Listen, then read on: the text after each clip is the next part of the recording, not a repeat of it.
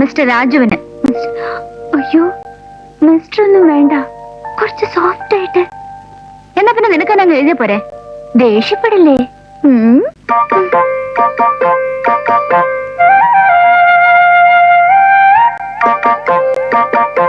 പ്രിയമുള്ള രാജുവേട്ടാ. എന്തോ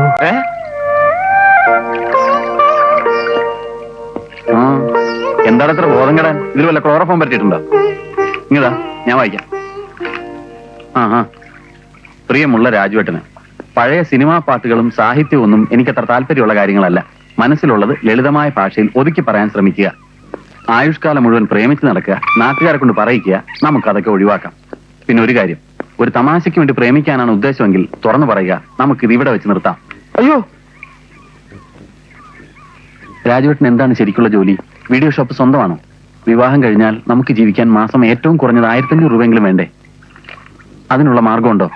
പിന്നെ കുടുംബ പശ്ചാത്തലം അറിയാൻ താല്പര്യമുണ്ട്. ഇതൊക്കെ ചോദിക്കുന്നത് എന്റെ സ്വാർത്ഥതയായിരിക്കാം. എല്ലാം നമ്മുടെ നന്മയ്ക്ക് വേണ്ടിയാണ്. എല്ലാ വിവരത്തിനും അടുത്തടുത്തിൽ മറുപടി തരണം എന്ന് സ്വന്തം ശ്യാം.